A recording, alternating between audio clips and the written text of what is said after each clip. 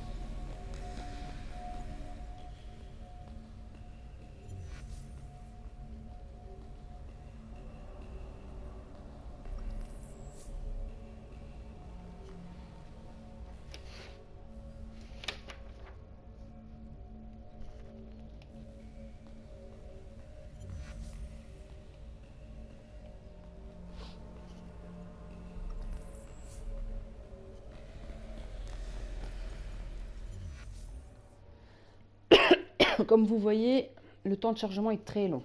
Des fois, ça va un peu plus vite, heureusement, mais c'est vrai qu'ils sont très longs. En train d'indiquer.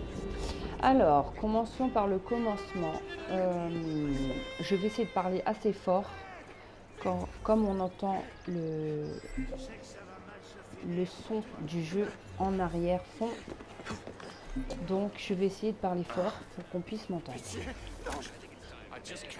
Voilà, déjà là, on commence, on doit défendre un monsieur. Parce que les gens, ils martyrisent sans raison apparemment. Bon, je ne peux pas passer par là. Ah, décidément. Bon. Allez, hop, on passe par là.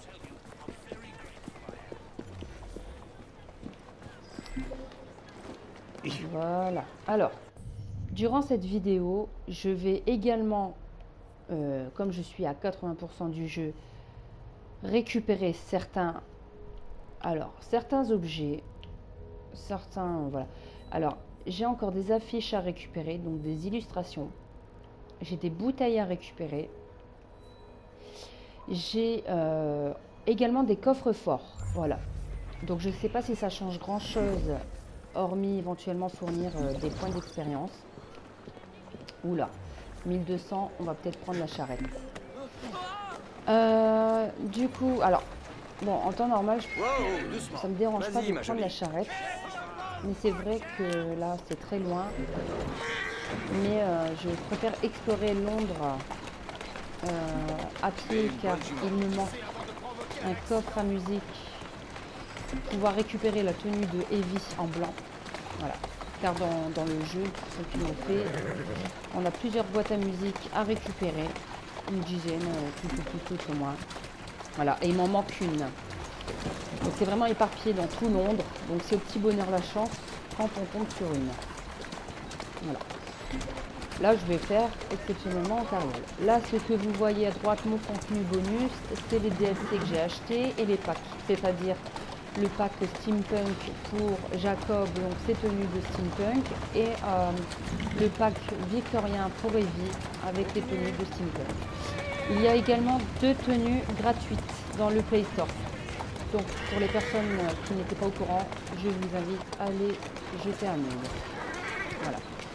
Alors, la petite présentation des 2 personnages principaux, donc les jumeaux Evie et Jacob Fry, qui sont nés en 1847 à Crawley, qui se trouve donc dans le sud de l'Angleterre. C'est une ville où ils ont exercé quelques années avant de rejoindre Londres. Donc avant ça, leurs parents donc, étaient tous les 2 des assassins.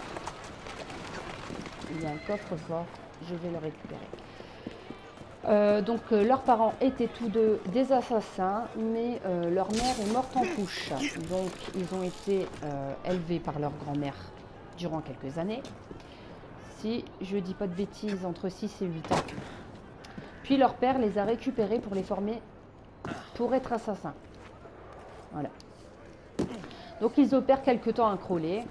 Et puis un jour, le frère et la sœur décident de quitter Crawley pour aider les Londoniens, qui est sous l'emprise des Templiers, dont Crawford Starrick, le grand méchant de l'histoire, qu'on devra combattre, bien entendu, lui et ses sbires. Donc, les personnalités de Jacob et de Evie sont très différentes. Pourtant, c'est des jumeaux, mais elles sont très différentes. C'est-à-dire que Evie est très concentrée sur le credo. C'est vraiment, elle est assidue dans l'apprentissage de son père. Alors que, d'ailleurs, elle est très rigide. Enfin, moi, personnellement, je la trouve très rigide. J'aime beaucoup le personnage, j'ai pas de souci avec ça, mais elle est très rigide. Et j'ai trouvé ça dommage. Il lui manquait une petite touche de folie éventuelle. Mais bon, je pense qu'ils ont tout donné sur Jacob en termes de folie. Pourquoi Alors, Jacob est très sarcastique. On peut le penser second degré et qui ne fait pas les choses sérieusement. Mais justement, c'est un personnage qui prend les choses justement très à cœur. Alors, il ne partage pas les mêmes convictions que les assassins pour ce qui est de la guerre Templier-Assassin. Donc, il le vit, tout ça, il n'y a pas de souci avec ça. Hein, il ne serait pas assassin sinon. Mais du moins, il est moins centré sur ça. On va dire que ce n'est pas sa priorité. Même s'il il est assassin et tout ça, il fait ce qu'il a à faire, il est moins centré dessus comme sa sœur, par exemple. C'est ça que je voulais dire. Lui, il considère, par exemple, que la défense du peuple est bien plus importante qu'une guerre entre les Templiers et les assassins. Donc, lui, comme il dit, il vient sur Londres pour libérer le peuple et entre-temps aussi couper des têtes, c'est-à-dire les Templiers. Voilà. C'est d'ailleurs ce qui rend charmant Jacob par rapport à Evie, c'est qu'il fait peut-être un peu plus humain, moins robotisé que sa sœur. Voilà. Il a toujours la petite pique, le petit mot pour plaisanter, tout ça, et sa sœur, elle est vite agacée, quoi. Et c'est dommage. Mais après, bon, tout le long du jeu, on nous fait montrer cette petite guerre entre frères et sœurs, mais on sent qu'au fond, ils s'aiment. De toute façon, dans la dernière partie du jeu, alors ce coffre, je le trouve pas, c'est bizarre, mais c'est pas grave. Tout le long du jeu, on voit quand même qu'ils tiennent l'un à l'autre et que le final du mode scénario, sans trop en dire, ça nous confirme, quoi. Ça nous confirme qu'ils tiennent l'un à l'autre. Donc voilà, c'est tout ce que je dirais. Donc c'est vraiment un très beau duo, malgré tout. Voilà.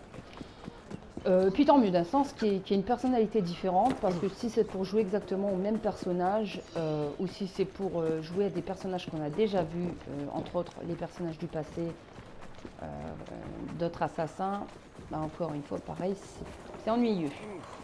J'aime voir ce côté plusieurs opportunités, plusieurs caractères d'assassins et pas qu'un seul qui fait un peu robotisé. Voilà. Donc il ne faut pas oublier également de Jacob que même si, encore une fois, on peut penser qu'il s'en fout un peu du credo, c'est totalement faux. Tout le long du jeu, il se bat face aux Templiers. Il crée d'ailleurs même son propre gang pour exterminer un gang rival. Donc un membre qu'on voit en face qui fait le mariole, mais pas longtemps. Voilà. Du coup, il crée ce fameux gang. D'ailleurs, sa sœur, elle le prend un petit peu au second degré. Elle se moque même un petit peu de lui. Elle le prend pas au sérieux. Et puis finalement, dans l'histoire, le gang de Jacob, dit les Rooks, sont très utiles. Voilà. Ensuite, Jacob, Evie et Henry Green se font anoblir, me semble-t-il, c'est ce terme-là, par la reine, donc la reine Victoria, anoblir au rang de la jarretière. Donc le rang de la jarretière, si je dis pas de bêtises, de l'ordre de la jarretière, pardon, et c'est le plus élevé des ordres de chevaliers britanniques. Rien que ça, voilà. Donc je veux dire qu'il a un beau palmarès. Il devient donc aussi maître assassin par la suite. Et donc sa sœur quittant Londres avec Henry Green quelques temps après les événements de la fin du scénario, donc après avoir tué Starrick, elle va vivre en Inde avec Henry. Et Jacob la rejoint quelque temps après, mais pas longtemps. Il revient vite à Londres pour gérer ses rooks, voilà, son gang, et également former d'autres personnes à être assassins pour pouvoir continuer à protéger Londres. Donc Londres vit en paix durant 20 ans. Donc voilà, Jacob a quand même fait une bonne partie de protection de Londres. Enfin, voilà, l'objectif est rempli. On ne peut pas nier. Son statut est vraiment bien élevé. Donc c'est un très bon assassin pour moi. Voilà. Donc ensuite, il rejoint Londres. Je ne vais pas spoil la suite des événements. J'en parlerai dans le DLC de Jack l'Éventreur parce que je compte le publier. Alors ici, petite anecdote. Ce lieu, je ne sais pas si vous le reconnaissez. Voilà. C'est l'asile de Lambeth. Voilà. Qui n'a pas d'ailleurs fonctionné tant d'années que ça, de ce que j'ai pu en lire. Car trop de pratiques douteuses dans cet asile de la part des médecins aux patients, qui était assez moche. Déjà dans le jeu, quand on joue la mission dans l'asile, on voit que les patients sont vraiment malmenés.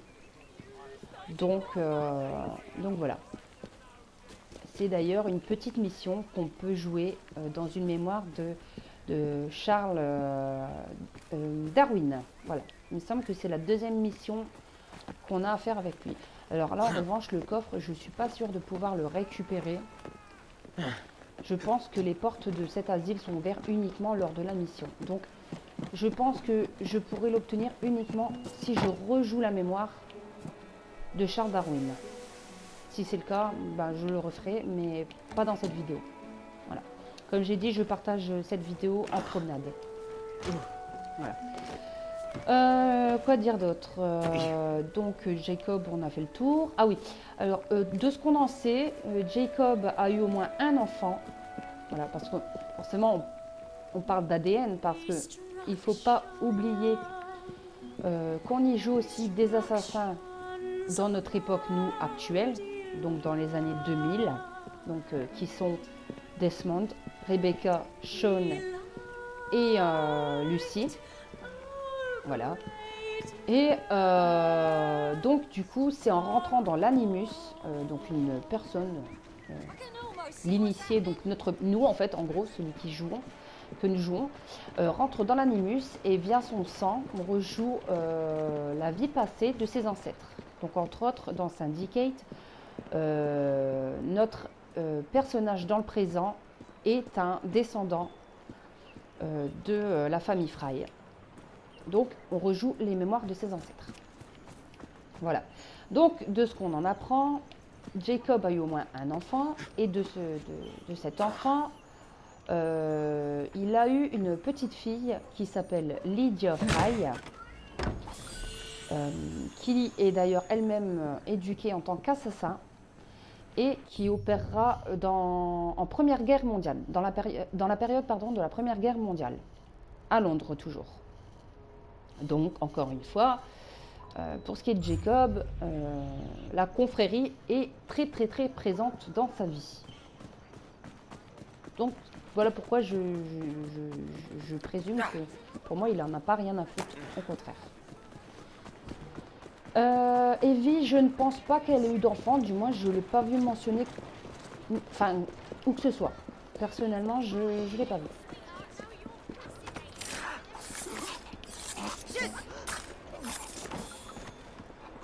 C'est super. Ils n'ont pas eu le temps de réaliser. Donc voilà, donc pour ce qui est de Evie, je ne pense pas.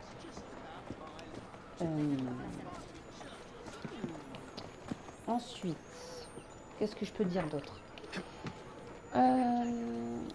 Dans le DLC Jack l'Éventreur, quand Jacob revient à Londres, il perd, donc, de ce qu'on en lit, le contrôle des Rooks, qui suivent, eux, une autre personne, je ne sais très pas qui. On l'apprend dans le jeu. Et suite à ça, Jacob a envoyé un message à sa sœur pour qu'elle le rejoigne à Londres. Et de là commencera le DLC de Jack l'Éventreur avec Evie qui revient à Londres suite à la demande de son frère. Mais je n'en dirai pas plus. En termes de... Alors, personnage, je pense avoir fait Evie... ben voilà, hein, comme je l'ai bien cité, j'apprécie beaucoup Evie. C'est pas mon personnage préféré, mais je l'aime bien quand même. Voilà. J'ai aimé jouer avec elle, il n'y a pas de problème avec ça. Henry Green, je trouve qu'il a été un peu sous-exploité. Je pense que ça aurait été sympa de le voir dans un peu plus de missions. On le voit très peu malheureusement. Est-ce que cet homme dort ou est-ce qu'il est mort? Bonne question. Ah non, c'est juste des enfants qui ont faim, c'est triste. Quand même. D'ailleurs, c'est dommage qu'on n'a pas l'option jeter de l'argent. Je pensais qu'on pouvait le faire, mais j'ai cherché, j'ai pas réussi à le faire. Mais c'est pas... Ouais. Bon. On pouvait le faire dans d'autres, c'est pour ça que je m'interrogeais une fois. Et après, j'ai pas cherché plus que ça. Quoi dire d'autre?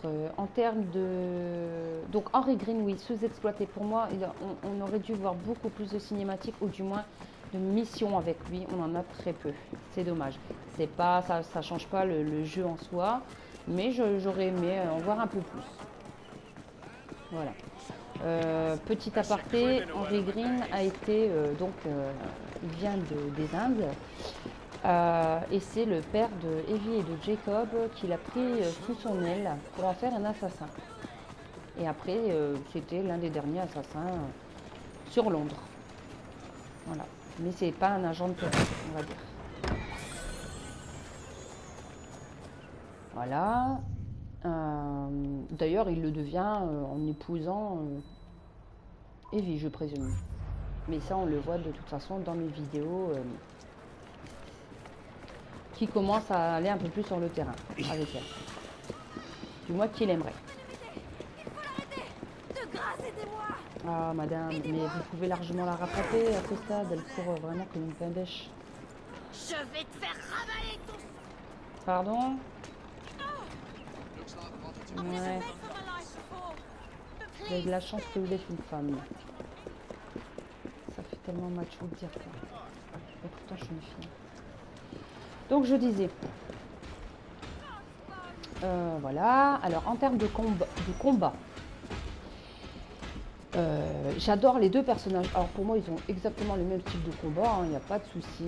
Ils ont exactement les... Oh bah dis donc, pas monter sur le poteau, comment ça se fait? Voilà. Ils ont exactement... Enfin, le même style de combat, avec la canne, avec le poing américain. Ils peuvent avoir aussi un... Je sais plus le nom de l'arme.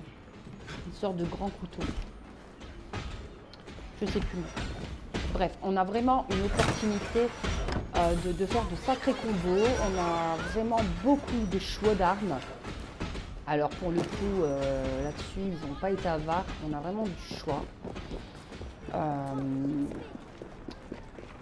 On peut améliorer vraiment son personnage de plusieurs façons. De toute façon, on peut améliorer exactement... aussi pardon son gang, voilà.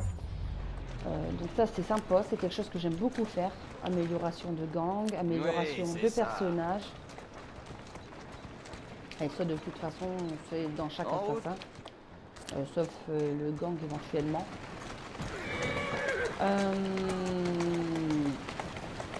Quoi d'autre? Les graphismes ils sont magnifiques, j'adore le Londres victorien. Je trouve qu'il est vraiment bien représenté, pardon. Époque industrielle.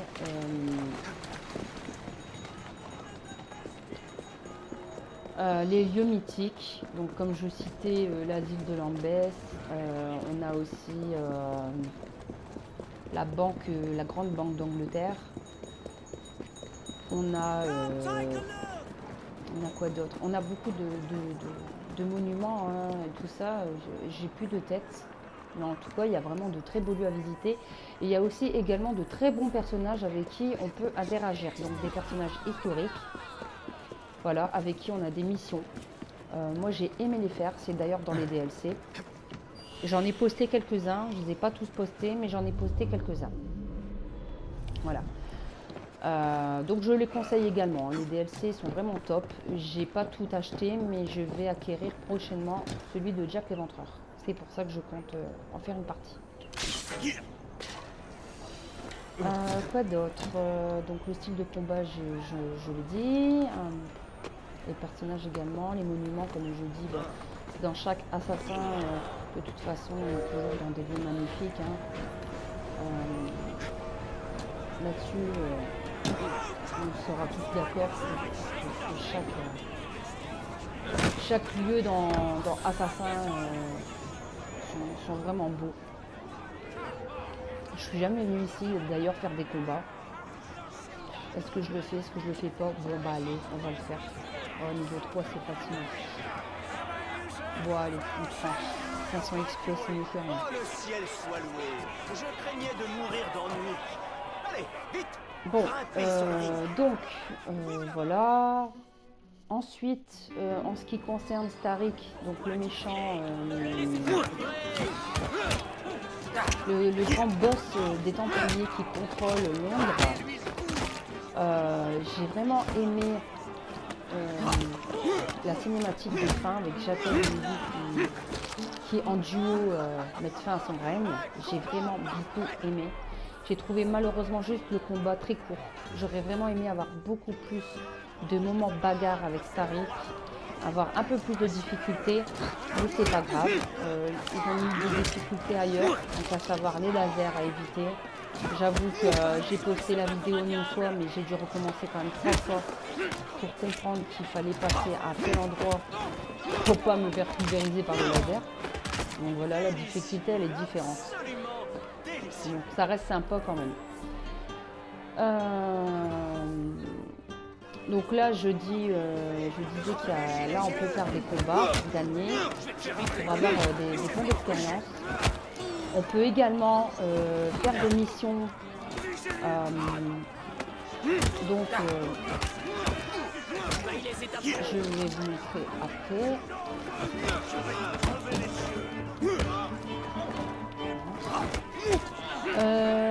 Donc on a les missions combat, d'ailleurs qui étaient pour Ned, je sais plus son nom, une personne qui ont joué le voleur, je sais plus quoi. On gagnait des points avec. Webleur, je sais plus son nom de famille, bon bref. Donc on gagnait des XP grâce à ça et à la fin de toutes les missions avec lui, on gagnait, je crois, une arme ou quelque chose comme ça. Donc important de les faire pour pouvoir vraiment essayer de gagner toutes les choses à gagner dans le jeu. On a des missions navales, navales en soi, hein, c'est pas des combats de navires à la Black Flag. On va dire que c'est plutôt des marquages, on doit tuer des chefs de gang, du gang des Blighters et des Templiers aussi, sur certaines zones, dans certains quartiers de Londres. Donc certains se trouvent sur des genres de péniches. Et donc du coup on doit s'infiltrer, détruire certains de leurs petites magouilles pour gagner des XP et plusieurs trucs. Donc des missions qui sont assez sympas aussi à faire. Je réfléchis, on a aussi des missions à faire avec les orphelins. Donc libérer plusieurs orphelins qui travaillent dans les usines, qui sont exploités en fait. Ces enfants sont exploités clairement par Starik. Donc on doit libérer ces enfants-là. Voilà. Il y a beaucoup de choses à faire honnêtement. Je ne serai pas tout citer là en vidéo. En plus je joue Donc c'est difficile de se concentrer. Enfin, tout ce que j'ai à dire en tout cas, c'est que vraiment, si je devrais conseiller ce jeu, je le conseillerais. Parce que j'ai vraiment, j'ai joué quasiment à tous les Assassin's Creed. Et donc du coup, je peux me permettre de comparer. Et quand même, le premier est sorti en 2007. Là, on est en 2020. Celui-ci date de 2015. Je trouve qu'il y a une belle évolution en termes de gameplay, en termes de graphisme, en termes de personnages, de réalisme. Donc vraiment, je trouve que le jeu évolue vraiment bien. Il n'est pas pressé de tout le monde. Moi, personnellement, j'aime beaucoup ce jeu. Syndicate, je le recommande. Vraiment. J'ai apprécié y jouer. Là, je ne l'ai pas fini, comme vous voyez. Pourtant, j'ai fini le mode scénario et Dieu sait que j'ai commencé pourtant en faisant les quêtes secondaires. Mais parfois, on est obligé de faire le scénario pour débloquer certains objets, pour les acquérir. Voilà. Et enfin, j'aimerais terminer sur le fait que, en plus du décor qui est magnifique, les bandes son, elles sont vraiment top. Voilà. Il y a de tout, il y a du jovial, il y a du plus doux, comme on entend là, en arrière fond. Voilà. Donc le tout fait un bon cocktail. Moi j'ai vraiment bien aimé. Pour les fans de paranormal, on a aussi des quêtes avec Dickens, en termes de fantômes, démons, tout ça. On a ce genre de petites enquêtes à résoudre. Voilà, des petites enquêtes paranormales, donc qui collent bien vraiment avec l'époque victorienne. Voilà. Donc, sans trop en dire et sans non plus tout mélanger, tout ce que je peux dire, c'est que cet avis que je viens de vous donner est le mien. Je ne dis pas que le mien est forcément le bon, mais c'est du moins le ressenti que j'ai eu durant tout ce jeu. Je n'ai pas tout posté ce jeu car il y a beaucoup d'heures de jeu. J'essaye de faire des vidéos courtes sans trop en faire. Après, ça peut paraître très long aussi par moment. J'essaye de mettre vraiment plus des événements marquants. Voilà. Là, cette vidéo, j'ai vraiment voulu faire une vidéo transition étant donné que j'ai terminé Syndicate, que dans peu de temps je vais faire, donc comme je l'ai dit juste avant, Syndicate, le DLC de Jack l'Éventreur. Voilà. Donc je trouvais assez sympa de vous fournir mon avis, mon ressenti sur ce jeu. Voilà. Je voulais pas une vidéo trop longue et malheureusement c'est compliqué de faire court quand il y a beaucoup à dire. Et encore j'ai vraiment coupé un petit peu la totale. Enfin, j'ai coupé du moins certaines choses. Entre guillemets, je me perds dans les mots comme j'essaie d'éviter une péniche. Alors là on est entre autres dans la Tamise. J'aime beaucoup la Tamise, même si elle est compliquée à traverser. Voilà, c'est que ça. C'est quoi là-bas? Il y en a pas là.